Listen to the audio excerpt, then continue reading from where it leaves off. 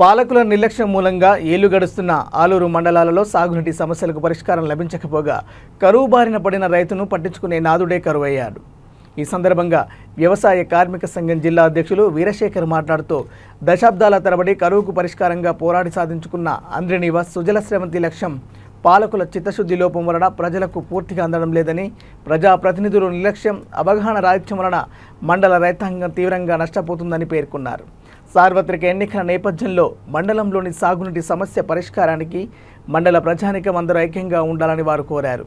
అంద్రినివా నుండి మండలానికి 46,000 ఎకరాలకు సాగునీరు ఇవ్వాలి. అయితే మండలంలోని అంద్రినివాకు పంట కాలువల నిర్మాణం లేక ఇప్పటివరకు అధికారికంగా 1 ఎకరా కూడా ప్రభుత్వం నీరు ఇవ్వలేదు. అయితే ఎన్నికల సందర్భంగా పార్లమెంటు, అసెంబ్లీ ఎన్నికలకు పోటీ చేసే ప్రధాన రాజకీయ పార్టీ అభ్యర్థుల నుండి తమ వైఖరి స్పష్టం చేసేటట్లు డిమాండ్ చేయాలని మండల ప్రజానికం కోరాలని బహిరంగ లేఖ ద్వారా రైతు, వ్యవసాయ కార్మిక సంఘాలు విజ్ఞప్తి చేశాయి. ఈ కార్యక్రమంలో ప్రజా సంఘాల నాయకులు యూసఫ్, రాయుడు, రామన్జీ, రాము, మహేష్ తదితరులు పాల్గొన్నారు. ఆంధ్రప్రదేశ్ రైతు సంఘం, వ్యవసాయ కార్మిక సంఘాలు దేవనకొండ మండల ప్రజానికానికి బహిరంగ లేఖ రాస్తా ఉన్నాయి.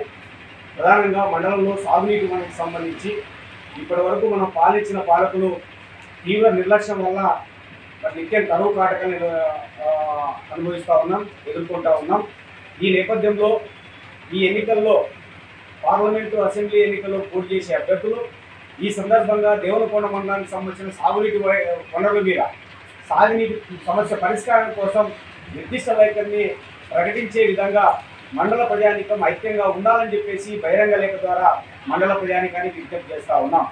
మరి అంద్రినివా ద్వారా 46,000 ఎకరాలకు సాగునీరు ఇవ్వాలా. అయితే ఇప్పటి వరకు ప్రభుత్వం పంటకాల నిర్మాణం చేయలేకపోవడం వల్ల అధికారికంగా 1 ఎకరా కూడా ప్రభుత్వం నీరు అందించట్లేదు. రైతులు చాలా కష్ట నష్టాలు కూర్చుకొని ఈరోజు పైపుల ద్వారా, మోటార్ల ద్వారా నీళ్లు కట్టుకుంటున్నారు. కానీ ప్రభుత్వం పంటకాల నిర్మాణం చేసి ఎక్కడ కూడా ఈరోజు 1 ఎకరా కూడా నీళ్ళు ఇచ్చిన పరిస్థితి. అదేవిధంగా అవకాశం ఉంది.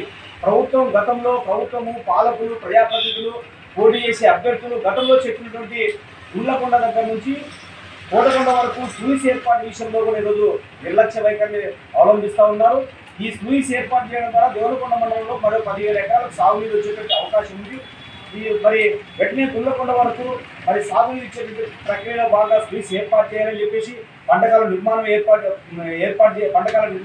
చేపట్టాలని, ఈ మండలంలో చెరువులన్నిటికీ అంద్రినివా ద్వారా నీరు నింపాలని, అంద్రినివా పెండింగ్ పనులు ఎర్నేకల్ దగ్గర, కరివేమల దగ్గర, కప్పట్ల దగ్గర ఏదైతే పెండింగ్ పనులు ఉన్నాయో వాటి పూర్తి చేయాలని చెప్పేసి ఈరోజు అందరూ మండల ప్రజలంతా ఐక్యంగా ఉండి ఎవరైతే పోటీ చేస్తున్నారో వాళ్ళు ఈ విషయంపై మరి స్పష్టమైనటువంటి వైఖరితో మాట్లాడే విధంగా మనందరం కలిసి ఐక్యంగా ఉండి వాళ్ళని ఒప్పించే పద్ధతిలో, ఆ పద్ధతిలో వాళ్ళ నుండి వాగ్దానం చేసే పద్ధతిలో ఐక్యంగా ఉన్నామని చెప్పేసి ఆంధ్రప్రదేశ్ రైతు సంఘం, ఆంధ్రప్రదేశ్ వ్యవసాయ కార్మిక సంఘం బహిరంగ లేఖను ఈరోజు మండల ప్రజానికానికి విడుదల చేస్తూ ఉన్నాం.